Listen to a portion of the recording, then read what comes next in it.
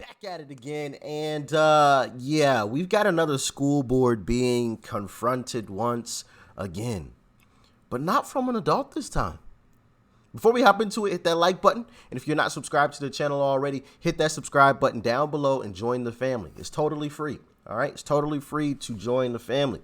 And make sure you guys are following me on social media. Those links are down below. And with that being said, let's dive in. The other day I was walking down the hallway at Lakeview Elementary.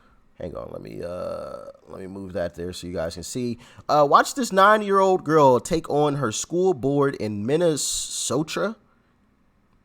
Is that a real place? Minnesota? Or is that a typo? Anyway, over BLM posters. All right, let's continue. School to give a teacher a retiring gift. I looked up onto the wall and saw a BLM poster and an Amanda Gorman poster. In case you don't know who that chick is, she's some girl who did a poem at Biden's so-called inauguration. I was so mad. I was told 2 weeks ago at this very meeting spot, no politics in school. I believed what you said at this meeting. Sorry about this video quality. I know this is horrible. I mean, it's in 1080p, but it is what it is. I know this looks super grainy and whatever, but you get the message. So at lunch, I went up to my principal to tell him about the BLM poster and that I wanted it down.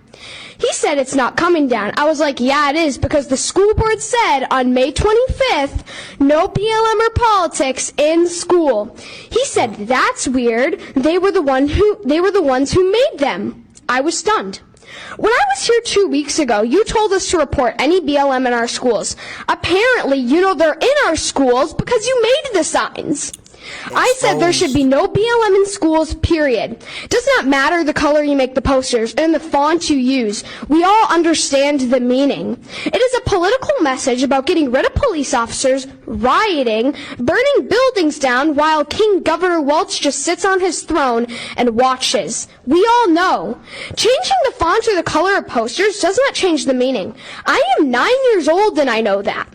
You expect me to believe that you did not know what you were doing by making these posters?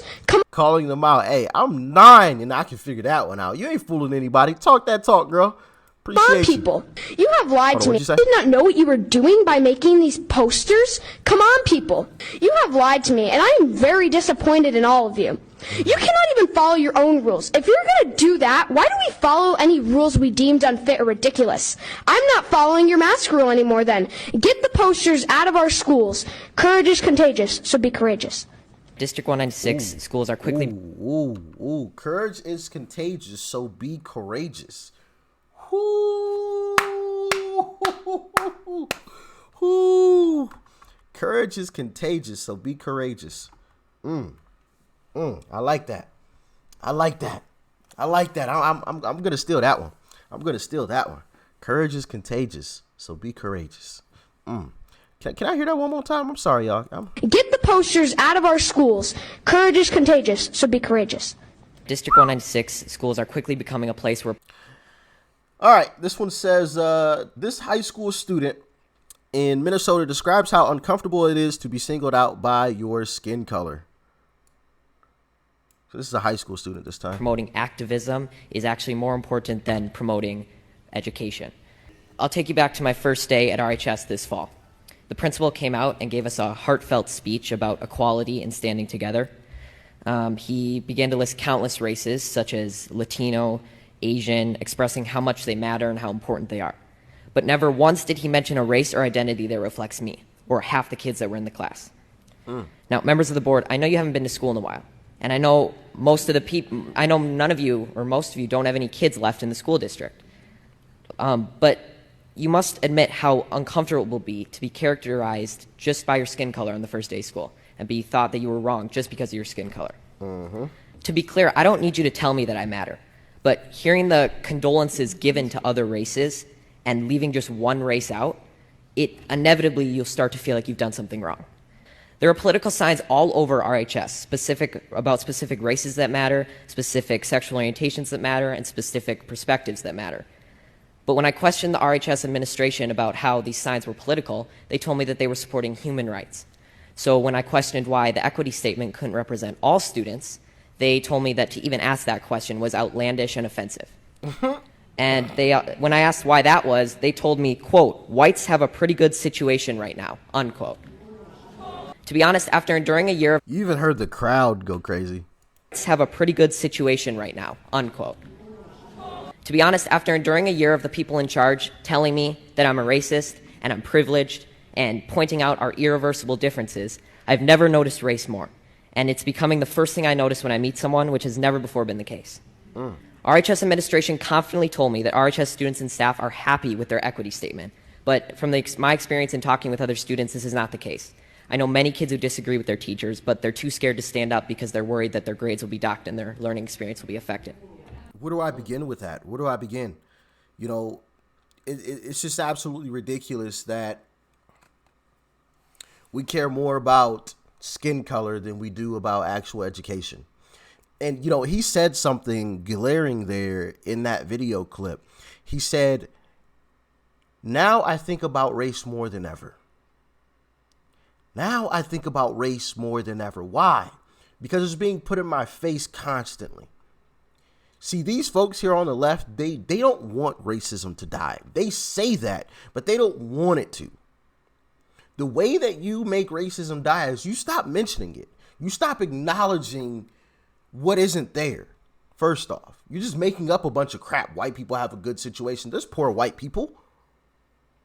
There's black people, black families that are richer than some white families.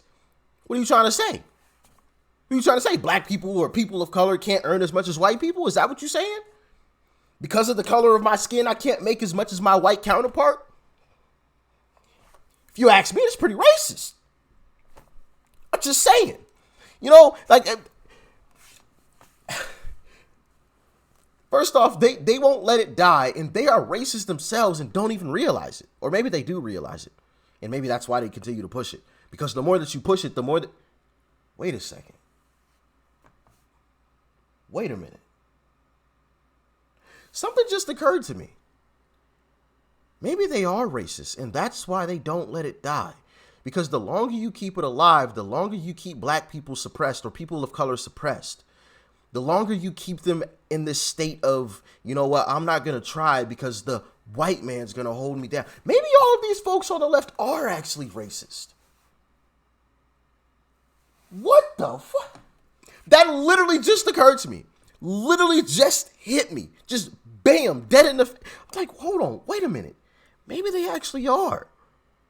Because if you continue to push this narrative, this fake narrative out, that black people are inferior, eventually you take away the drive. You take away the motivation from black youth or, you know, people of color, you know, the youth, to even try to become something better. So maybe that is the goal, to keep people of color in what they perceive as a lesser position. Because if you keep them as less than, then you can always remain superior. And you demonize the white folks that don't hop on board with your messaging to make your messaging sound good and to mask your true intentions. Your true intentions are to keep the black people that are poor, you want to keep them poor. You don't want them to rise out of poverty.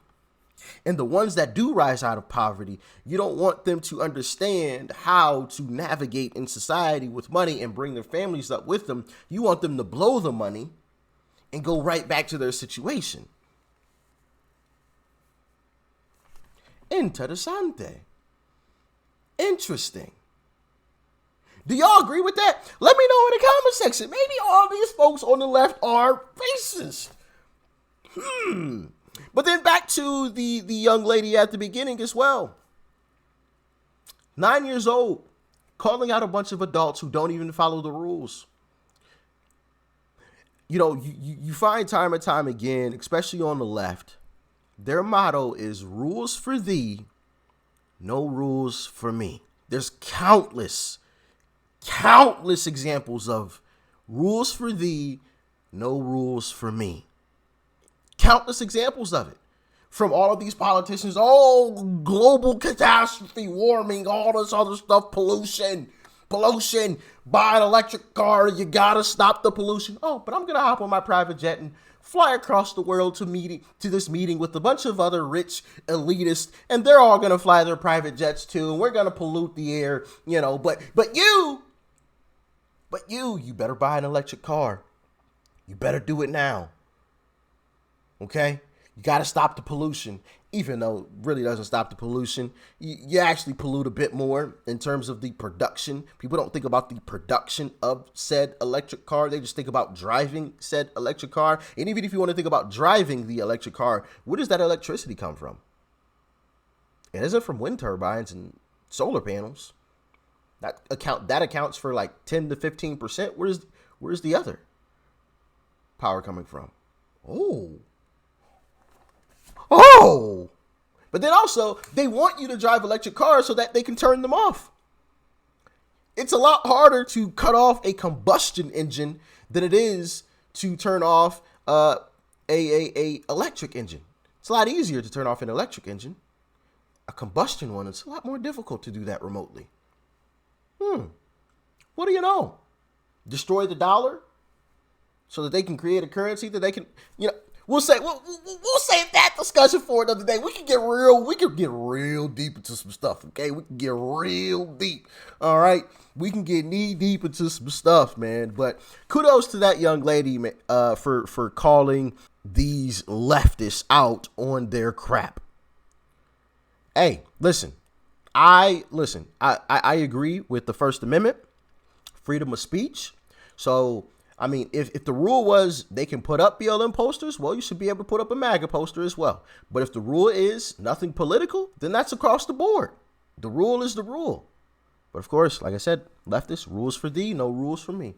But as always, y'all let me know what you thought about this one in the comment section below. Like, share, comment, and of course, hit that subscribe button before you go. Peace and love. I'm out.